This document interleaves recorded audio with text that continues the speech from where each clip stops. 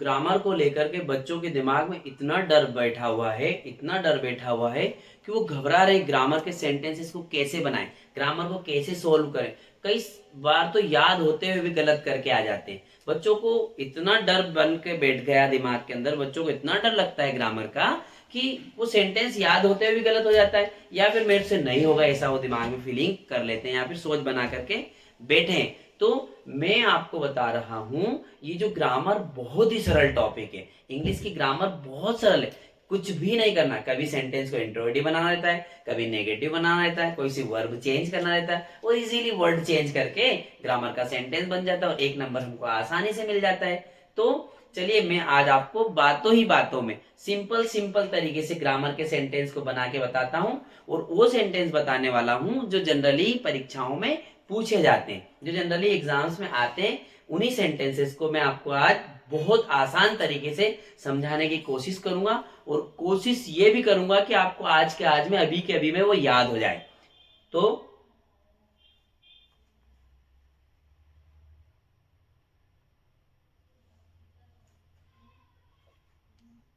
Good morning students, आज हम लोग ग्रामर का सेशन लेंगे, ग्रामर पढ़ेंगे। इस ग्रामर के सेशन में मैं आपको कुछ वो सेंटेंसेस डिस्कस करने वाला हूं जो जनरली एग्जाम्स के पॉइंट ऑफ व्यू से हमारे लिए इंपॉर्टेंट रहते हैं या फिर जनरली पूछे जाते हैं। एग्जाम में जो सेंटेंसेस पूछे जाते हैं, तो आज हम टॉपिक लेंगे डू एज डायरेक्टेड का। डू एज डायरेक्टेड में हमसे एनी 5 सेंटेंसेस को करने के लिए बोला जाता है, निर्देश दिया जाता है, और उसमें हमसे 6 या 7 सेंटेंस पूछते हैं और हमको 5 करके आना रहता है। तो मैं चलिए आपको वो 5 या 6 सेंटेंसेस बताऊंगा जो एग्जाम्स में आते हैं और अक्सर पूछे जाते हैं। उन्हीं सेंटेंसेस को मैं आपसे डिस्कस करने वाला हूं। आज का जो सेंटेंस का टॉपिक मैं आपको लेकर के आया हूं आपके लिए, वो बहुत इंपॉर्टेंट रहेगा। आप सुनिएगा, देखिएगा, समझिएगा, और इसके बाद में आप आंसर बनाने के लायक बन जाएंगे, या फिर अपने आप को वो एबल फील करेंगे कि I am able to solve this type of sentences. Okay, so चलिए मैं बताता हूं आपको। क्वेश्चन हमको पूछेंगे वो डू एज डायरेक्टेड।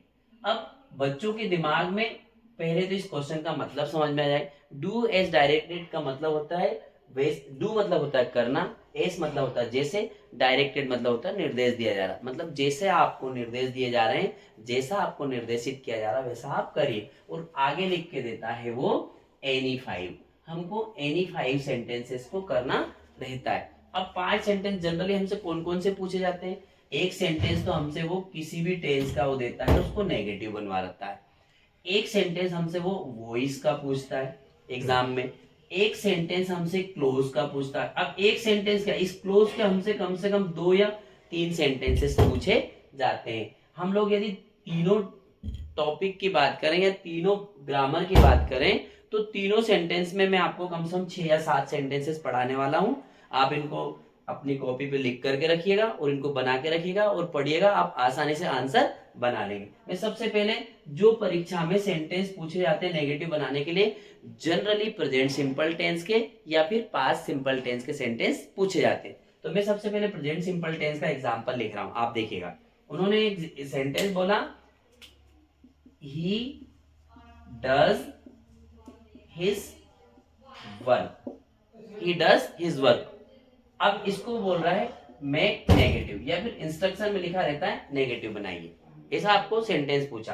तो हमको इस सेंटेंस को नकारात्मक बनाना है, नेगेटिव बनाना। कैसे नेगेटिव बनाएंगे, आपको सेंटेंस को पहचानना कौन से टेंस का सेंटेंस है।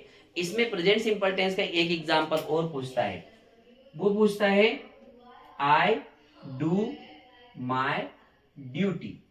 एक, अब इसमें हमको ये पहचानना है कि कौन से टेंस का एग्जांपल है। तो आप देखिए, वर्ब में एस ईएस लगा है, मतलब present simple tense, singular subject है और वर्ब में एस ईएस लगा। यहाँ पर प्लूरल सब्जेक्ट है और वर्ब में एस ईएस नहीं लगा। अब इनको नेगेटिव बनाते समय बच्चों से क्या गलती होती है और हमको आंसर कैसा बनाना, देखिए मैं बता रहा हूं। इसको हम नेगेटिव बनाएंगे तो आंसर ऐसा आएगा, he does not do his work, he does not do his work. अब देखिए, डज नॉट तो हेल्पिंग वर्ब हो गई, नॉट कभी भी अकेला नहीं आता, वो हेल्पिंग वर्ब के साथ आता, तो आपने डज नॉट लगा दिया। फिर नेगेटिव सेंटेंस बनाते समय वर्ब में से एस या ईएस हटाते हैं, तो आपने क्या करा, इस डज का ईएस को रिमूव कर दिया और ये डू उठा करके आप यहां ले आए तो सेंटेंस। अब हमें ये ध्यान रखना है कि डू नॉट कहां लगता है और डज नॉट कहां लगता है। नेगेटिव स्टेटमेंट में नॉट लगाते हैं लेकिन नॉट अकेला नहीं आता है। नॉट कहां आता है? हेल्पिंग वर्ब के साथ। तो आई, वी, यू, दे या टू नेम प्लूरल सब्जेक्ट के साथ में हमें डू नॉट लगाना। तो आप क्या करेंगे, इसका आंसर बनाएंगे हम लोग। देखिए आई, अब हेल्पिंग वर्ब आप लाए डू नॉट, आपने डू नॉट ले आए। इसके बाद में नेगेटिव बनाने आई डू नॉट, फिर डू को उठाओ इधर, I do not do my duty, I do not do my duty, ऐसा। अब बच्चे गलती क्या करते हैं, डू नॉट तो लिख देते हैं, डज नॉट तो लिख देते हैं, लेकिन ये वाली जो मेन वर्ब है इसको ला करके नहीं रखते, मतलब मेन वर्ब यहाँ नहीं लिखते। इसलिए एग्जामिनर क्या करता है, बच्चा इसको डू को नहीं लिखेगा तो काट देता है। तो एक सेंटेंस हमारे पास परीक्षा में 100% हर परीक्षा में नेगेटिव पूछता है। क्लियर, इतनी बात समझ में आ गई।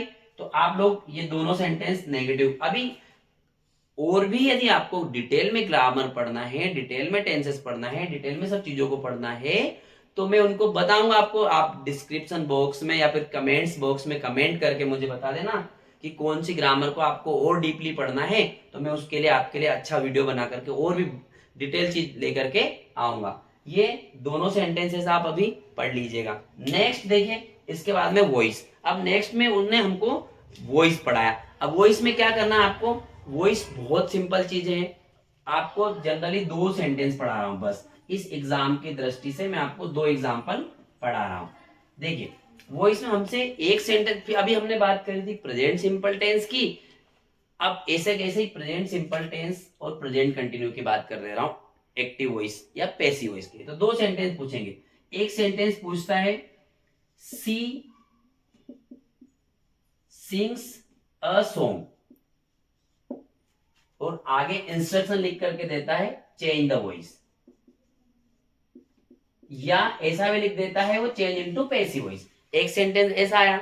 एक सेंटेंस हमसे प्रेजेंट कंटिन्यू का पूछता है। जनरली कैसा पूछता है वो, वी आर कलेक्टिंग स्टाम्प्स, हम स्टाम्प्स कलेक्ट कर रहे हैं। तो ये प्रेजेंट सिंपल टेंस का एग्जांपल क्योंकि वर्ब में एस यस लगा। ये प्रेजेंट कंटिन्यूस का एग्जांपल क्योंकि is am are then main verb first form में आईएनजी लगा। तो 2 सेंटेंस पढ़ा रहा हूं बस, प्रेजेंट सिंपल का और प्रेजेंट कंटिन्यू का।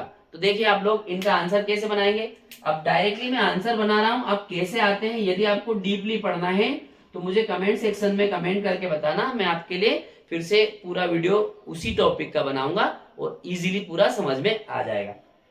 अब देखिए पैसिव वॉइस बनाते समय हम ऑब्जेक्ट इधर लाते हैं। तो ऑब्जेक्ट में a song is sung by, she का उधर जाएगा ऑब्जेक्ट का, सब्जेक्ट का ऑब्जेक्ट, और सी का हर हो जाएगा। A song is sung by हर। इस तरीके से आपका ये आंसर बन जाएगा। तो आपको ध्यान रखना है, आपको सब्जेक्ट से ऑब्जेक्ट क्या बनते हैं ये मैं आपको बता दूंगा। अभी आप सिंपली बस परीक्षा की दृष्टि से, अभी करंट में एग्जाम है उसके हिसाब से आप इसको समझ लीजिए।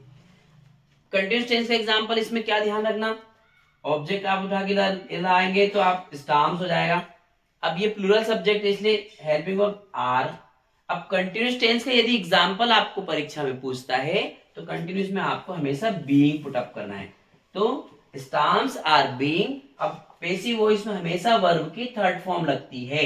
तो आप इसमें क्या करेंगे, exams are being stamps are being collected by, we का हो जाएगा अस। ठीक है। अब इसमें मैं आपको बता देता हूं, यदि सब्जेक्ट और ऑब्जेक्ट चेंज करना है तो सब्जेक्ट ही होता है तो ऑब्जेक्ट इसका हिम हो जाता है।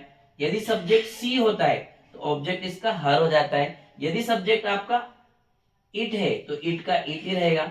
यदि सब्जेक्ट आपका आई है तो आई का मी हो जाएगा। यदि सब्जेक्ट आपका वी है तो वी का अस हो जाएगा। यदि सब्जेक्ट आपका यू है तो यू का यू ही रहेगा। और यदि सब्जेक्ट दे है तो दे का देम हो जाएगा। आप इसको बहुत आसानी से समझ जाएंगे। ठीक है। तो मैंने आपको नेगेटिव के 2 एग्जाम्पल बताए, फिर आपको वॉइस के भी 2 एग्जाम्पल बताए। इन एग्जाम्पल्स को आपको पढ़ना है, इजीली आपको समझ में आ जाएगा।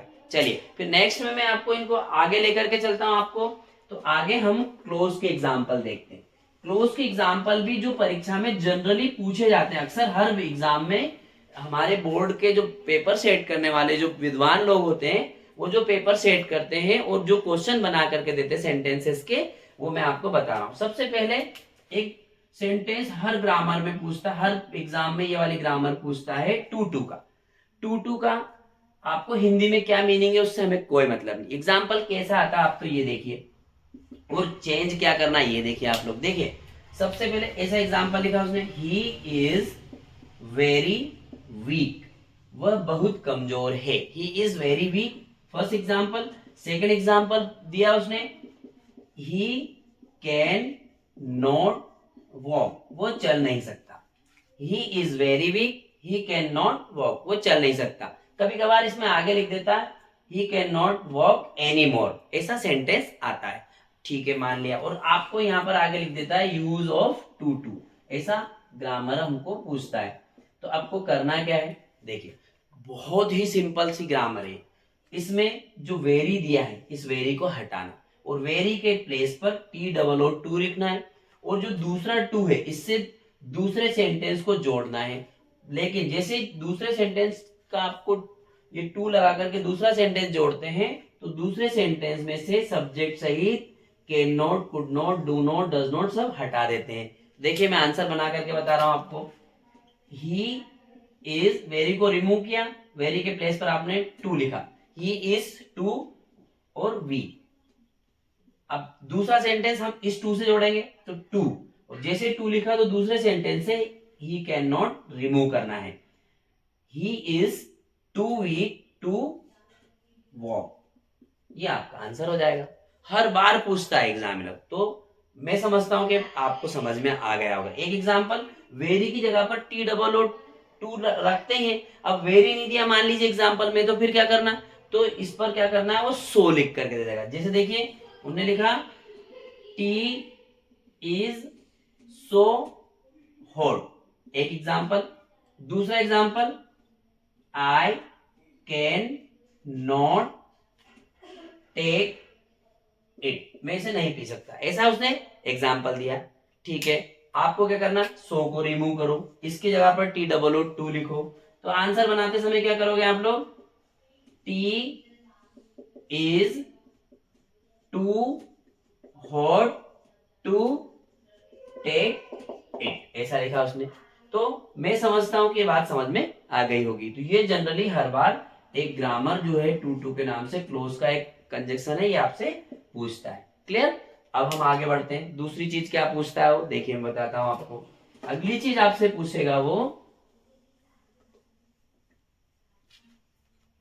No sooner than, no sooner than. अब नो सूनर देन की हमसे ग्रामर पूछी, ठीक है। नो सूनर देन का हिंदी में क्या मीनिंग होता है हमें उससे कोई मतलब नहीं, वैसे इसका मीनिंग ही नहीं की होता है, लेकिन अपन बस अब डायरेक्टली इसका आंसर कैसे बनाते हैं, क्योंकि जनरली एग्जाम में पूछा जाता है। तो एग्जाम्पल इसका भी देखिए, या तो सेंटेंस प्रेजेंट सिंपल का आएगा या फिर पास्ट सिंपल का आएगा। तो सेंटेंस कैसा आया, जैसे मान लीजिए उसने बोला the teacher enters the classroom, शिक्षक कक्षा में प्रवेश करते हैं, फर्स्ट स्टेटमेंट। सेकंड स्टेटमेंट पूछा उन्होंने स्टूडेंट्स स्टैंड अप, छात्र खड़े हो जाते हैं। ये परीक्षा में आपसे एग्जाम्पल पूछा। अब यहां आगे इंस्ट्रक्शन लिख के देता है वो use of no sooner than. No sooner than का आपसे यूज पूछा हूं मैं, यूज ऑफ नो सूनर और ये देन, ऐसे आपसे वो इंस्ट्रक्शन देता है। अब इसका आंसर कैसे बनाना, आंसर बनाना इसका बहुत आसान है। बच्चे इससे बहुत डरते हैं, छोड़ करके आ जाते हैं, बहुत सारे बच्चे इसको गलत करते हैं, इंटेलिजेंट बच्चों से भी गलती हो जाती है। आपको कुछ नहीं करना है, यहां पर जब भी इसका आंसर बनाएंगे तो जो फर्स्ट सेंटेंस है उसको इंट्रोगेटिव बनाना। पहला एग्जाम्पल जो दिया उसने, इसको आपको प्रश्नवाचक बनाना, इंट्रोगेटिव। अब इंट्रोगेटिव कैसे बनाएंगे, टेंस को पहचान करके, कौन से सेंटेंस को पहचानेंगे, कौन से टेंस का एग्जाम्पल है, सेंटेंस कौन से टेंस का है, तो आप देखिए द टीचर इंटर्स, अब इसमें एस लगा मतलब कौन से टेंस का एग्जांपल, प्रेजेंट सिंपल का। Very good, present simple tense का एग्जांपल है, तो आप इंट्रोगेटिव बनाएंगे तो डज लगाएंगे। तो अब नो सुनर लगाने की बात करो, फिर इंट्रोगेटिव बनाते हैं तो सबसे पहले शुरुआत में आप नो सुनर लिख लो, शुरुआत में नो सुनर लिखते हैं, इसके बाद में फिर पहले एग्जांपल को आपको इंट्रोगेटिव बनाना। No sooner does the teacher enters में से ए सट जाएगा तो क्या आएगा, no sooner does the teacher enter the classroom, और देन से दूसरा सेंटेंस ऐसा कैसा, इस देन से दूसरा सेंटेंस आगे जोड़ देते हैं। No sooner does the teacher enter the classroom then students stand up.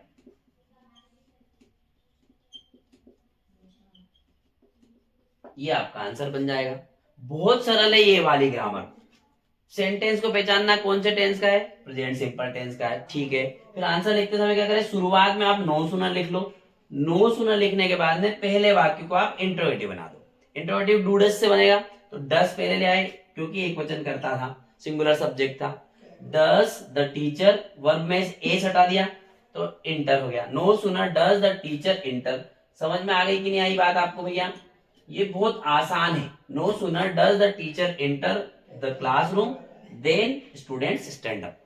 एक एग्जांपल और इसका बता देता हूं आपको, वो भी बहुत आसान। देखिए, आई क्लोज्ड माई आईज, मैंने मेरी आंखें बंद की, ये पहला एग्जांपल। दूसरा एग्जांपल, द टेलीफोन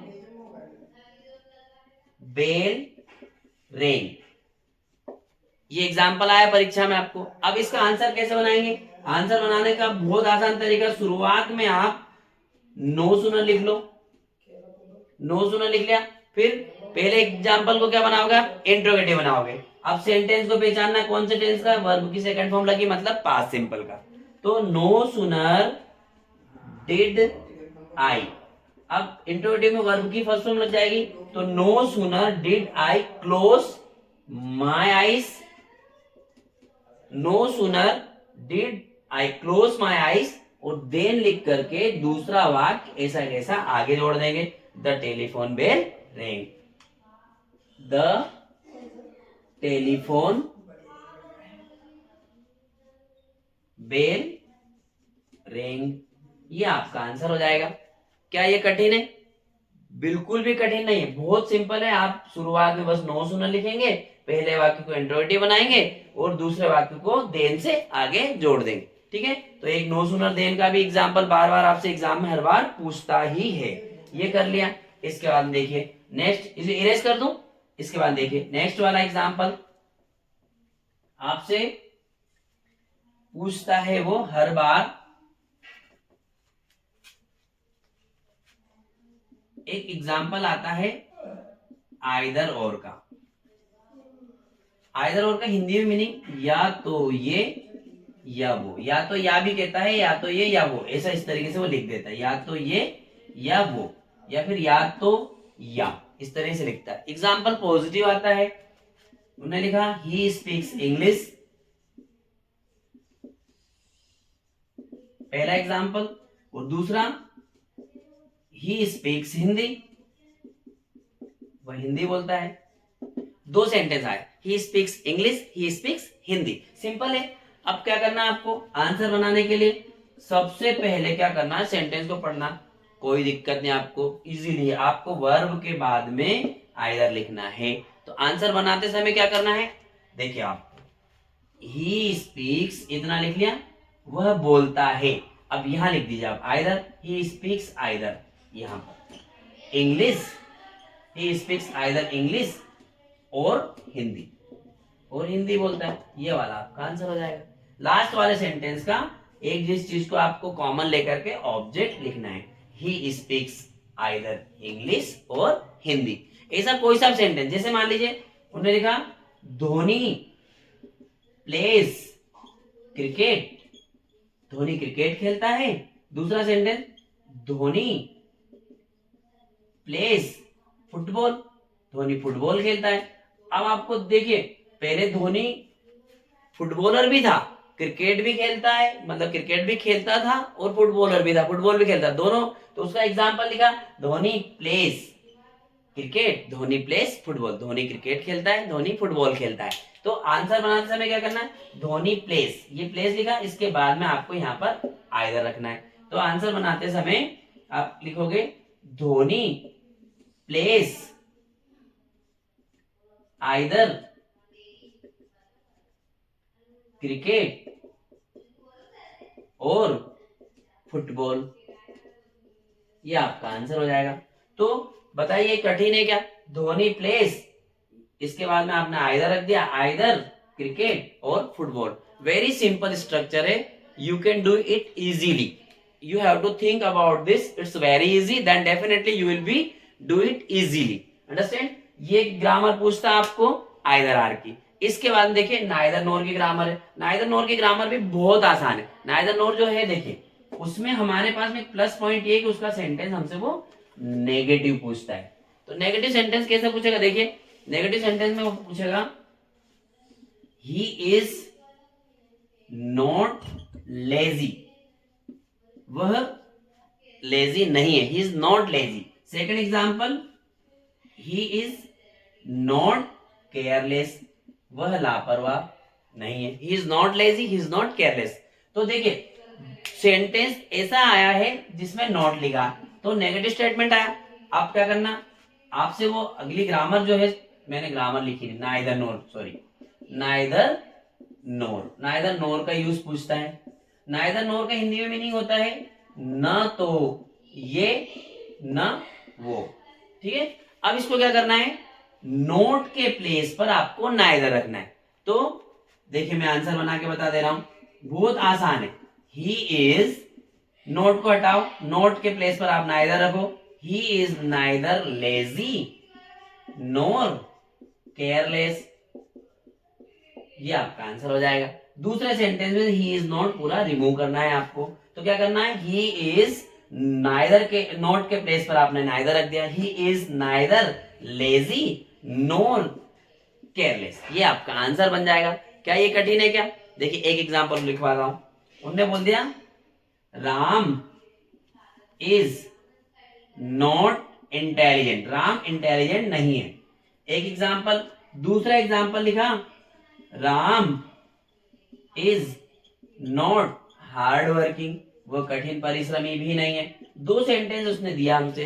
तो अब देखिए क्या करना है, आंसर नोट को रिमूव करो, नोट के प्लेस पर आप नाइदर पुटअप करो, आंसर लिखेंगे तो राम इज नाइदर इंटेलिजेंट